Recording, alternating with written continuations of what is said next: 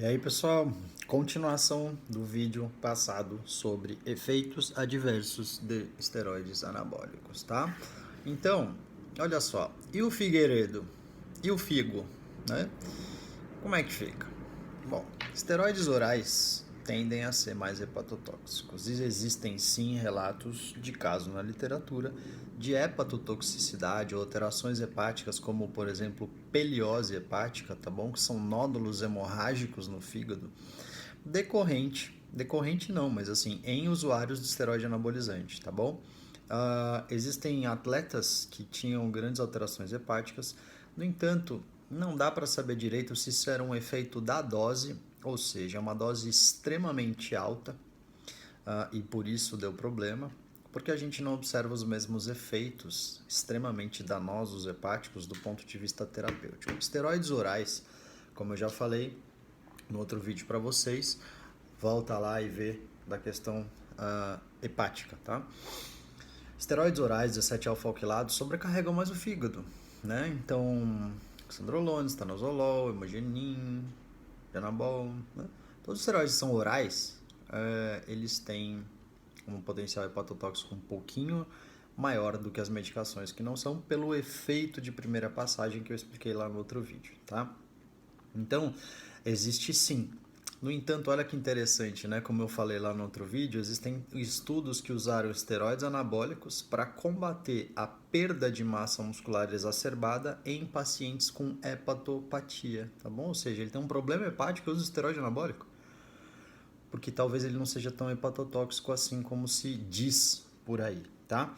Agora, acontece o seguinte, da mesma forma como se eu tomar uma cápsula, um comprimido de dipirona, por exemplo, na farmácia, é uma coisa. Se eu tiver meio com dor de cabeça, tomar uma dipirona, ok.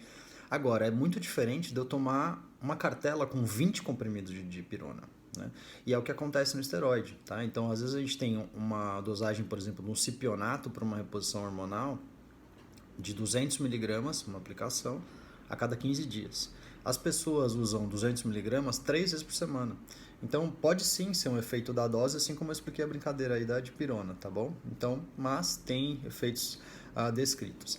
Outra coisa é que eu falei lá no outro vídeo também é separar. Muitos trabalhos viram marcadores intermediários, tá? Então, só a elevação de TGO e de TGP em usuários de esteroide anabolizante, sem contar muitas vezes marcadores mais sensíveis, como a gama-GT, por exemplo, e sem contar, por exemplo, a CK, creatinoquinase, que marca aí as lesões musculares, tá bom? Então, mas é descrito algumas alterações hepáticas sim, alguns relatos de caso com alterações hepáticas, desde nódulos hemorrágicos e ou até mesmo aí hepatocarcinomas, tá bom? Os hepatocarcinomas geralmente são por essas medicações que são esteroides que na prática clínica já nem se usa mais muito, tá bom?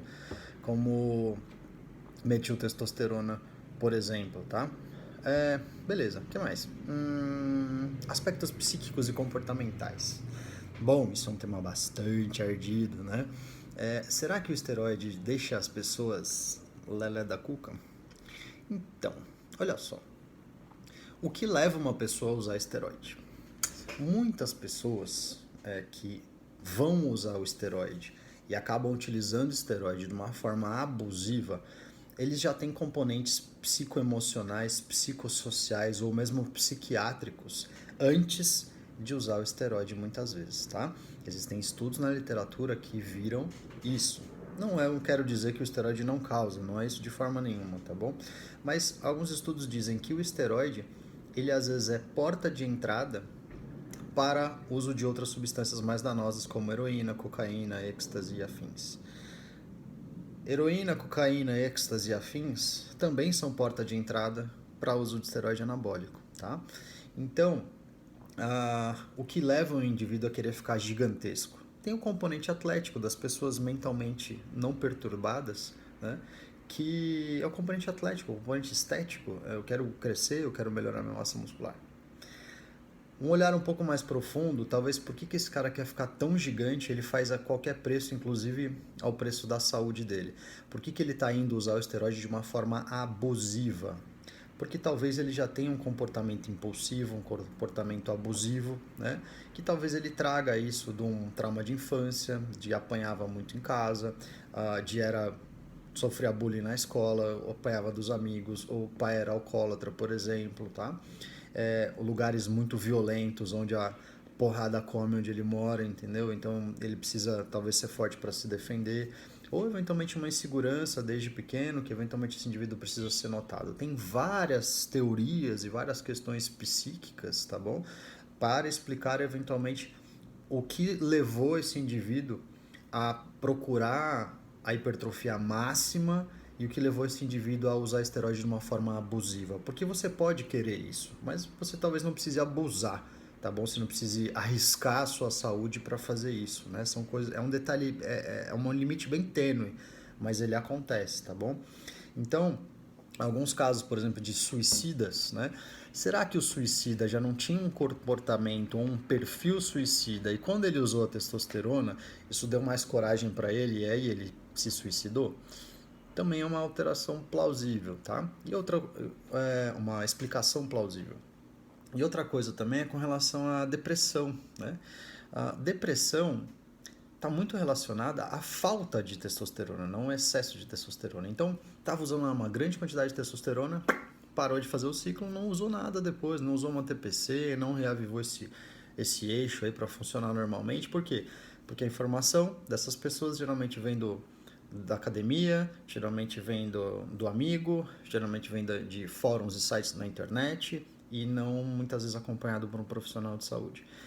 E aí o que acontece? Ele tem o tal do crash pós-ciclo, a testosterona fica muito baixa, esse indivíduo fica desanimado, esse indivíduo fica com a libido baixa, ele fica com a irritabilidade um pouco aumentada porque ele está com a testosterona baixa, é uma falta de vontade de fazer as coisas, né?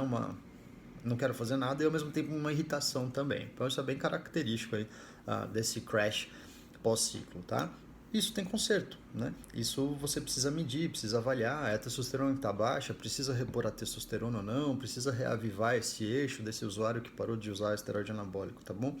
Então, parte das alterações descritas, elas têm vários componentes, tá? Então, não é uma pergunta que nem eu sempre brinco de Marília Gabriela, sim ou não, né? Efeitos colaterais psiquiátricos, sim ou não?